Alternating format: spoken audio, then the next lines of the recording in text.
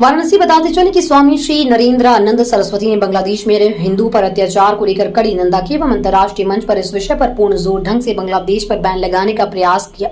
गुरुजी ने कहा कि जब अत्याचार बढ़ जाए तो अत्याचार को सहन नहीं करना चाहिए, उसका जवाब देना चाहिए एवं हिंदुओं पर हो रहे हमले बंद हो जिससे वहां का हिंदू समुदाय सुरक्षित हो सके। गुरुजी ने कहा कि हम जितने साधु संत लोग हैं सब सरकार से मांग करते हैं कि बहुत जल्द हमारा भारत हिंदू राष्ट्र घोषित हो। पहला तो जो नरसंहार हो रहा है उसके जिम्मेदार हिंदू स्वयं हैं।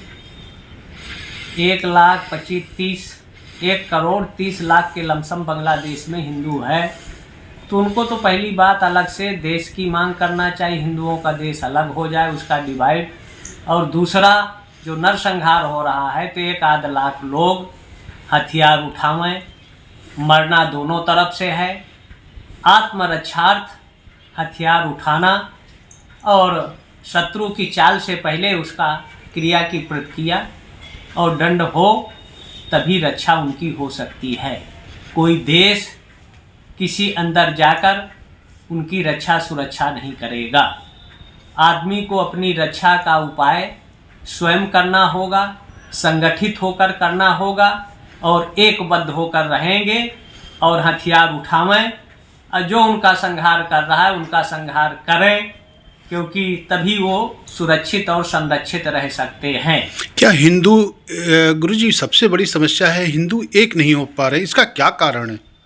हिंदू एक होता है लेकिन कहीं ना कहीं राजनीति इन पर जोर देती है और जो विपक्ष है हिंदू हैं वो ज़्यादातर, लेकिन वो अपना धर्म संस्कृति को नाम नहीं बदला, लेकिन उनकी आत्मा चिति बदल चुकी है और वो हिंदू नहीं है। कोई ईसाई या इस्लाम स्वीकार कर चुके हैं, इसलिए उनकी क्रियाएं प्रतिक्रियाएं सनातनी हिंदुओं के विपरीत रहे। अभी कुछ दिन पहले एक खड़खड़े जी ने बयान दिया था कि जितने मठ के साधु संत हैं वो एक तरह से वो वसूली करते हैं और कहना जाए उनका कहना है कि वो भी एक तरह से माफिया हैं। ये इनकी मूर्खता का परिचायक है और सबसे बड़ा माफिया अगर इस देश में है तो ओबीसी एससी के नाम पर 6,000 करोड़ से ज़्यादा की प्रॉपर्टी खड़गे दलितों के नाम पर इकट्ठा कर लिया। तो खड़गे हो या मायावती या ओबीसी के लगभग 300 IAS IPS है, हाँ, लगभग 1,500 के लमसम इंजीनियर हैं और 3,000 के लमसम नेता हैं ओबीसी एससी के। इनकी संपत्ति एकत्रित कर और दलितों गरीबों में बांट दिया जाए तो बहुत सा काम हो सकता है।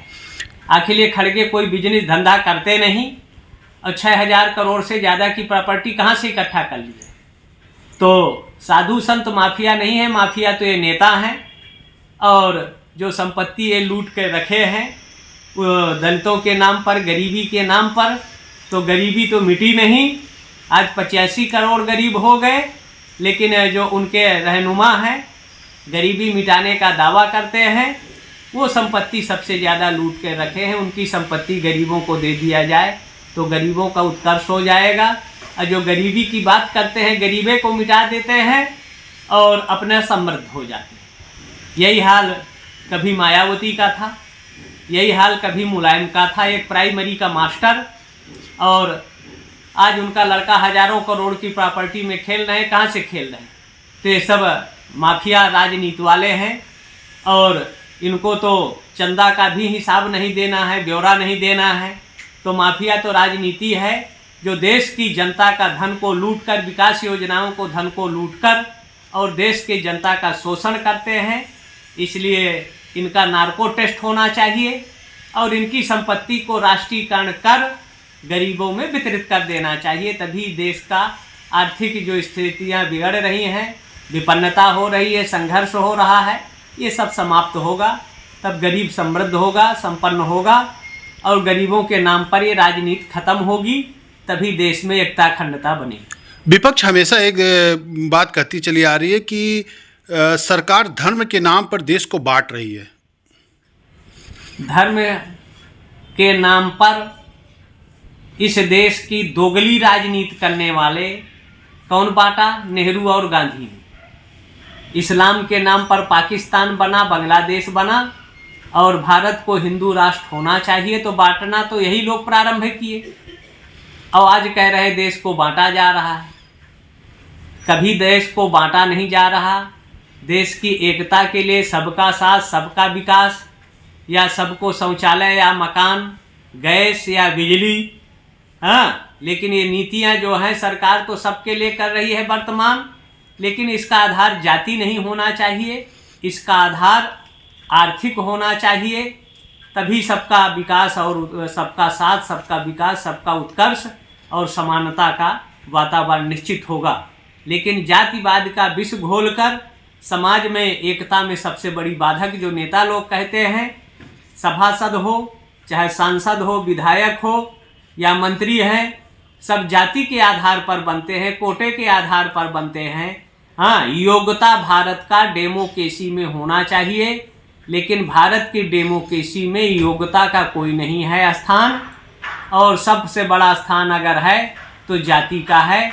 और नेता कहते हैं जाति देश के एकता में बाधक है, तो नेता क्यों नहीं कहते कि जातिगत नहीं, उसका आधार आर्थिक होगा, वो किसी वर्ग समाज का हो तो निश्चित है समाज का उत्कर्ष विकास होगा।